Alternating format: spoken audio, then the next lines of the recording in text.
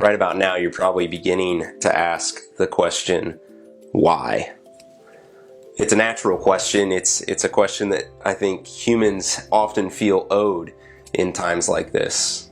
When things are bad, when things are hard, when we're struggling, the bad stuff is happening to us. And so aren't we owed an answer? Don't we need to know why this is happening? We ask that when it's grief, right? When we lose someone close to us. Why did this happen, God?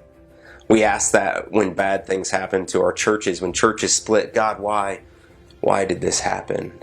Or even more pointedly, we often say, God, why did you let this happen? And here we are in the midst of this pandemic, and I know that people are beginning to ask, God, why are you letting this transpire?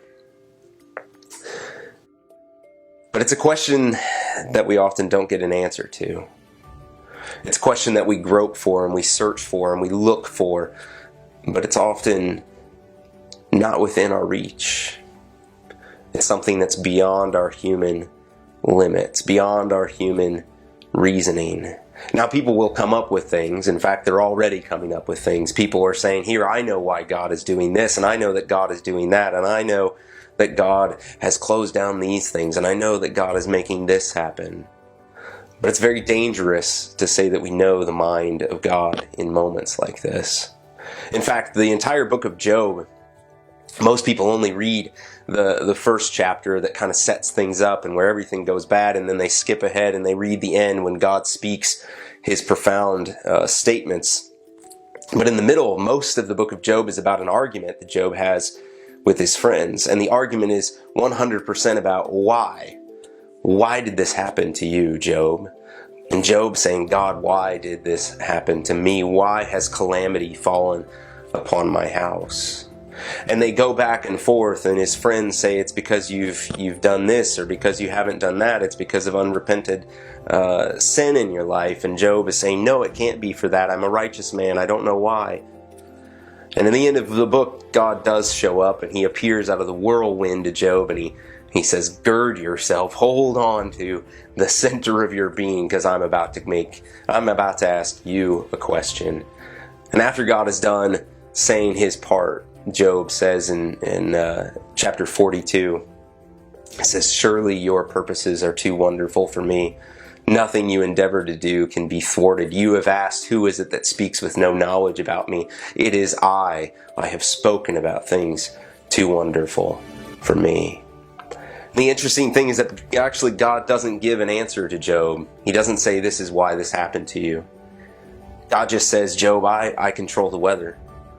I am intimately involved in when baby goats are born. I know where the limits, I have set the limits for the sea.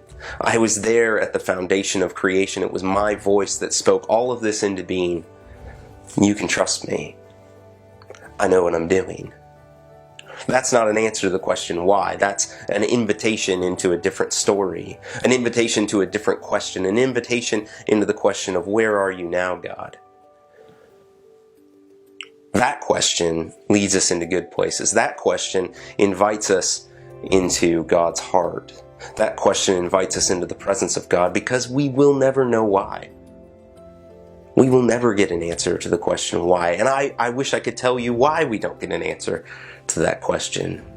Perhaps it's because there are 10 million variables that we just can't compute and we can't see. Perhaps it's something that I just don't know. I just can't quantify. But we don't get it. You don't get to find out why someone dies in a car wreck. You don't get to find out why someone passes too early. You don't get to find out why you are sick. We just don't get that answer. But God does give us an answer repeatedly to the question where. If you ask him, where are you now? He'll say, I'm with you. I'm not far off. I'm not sleeping and I'm not dead. In fact, as a chapter 10, the 10th Psalm says, in fact, I'm holding your tears in my hands. And so as the world revolves around the question why, as the world clamors for an explanation, I invite you to ask a different question, to walk into a different story, to look for God in the chaos, to look for the good that He is working in the world in the midst of the struggle.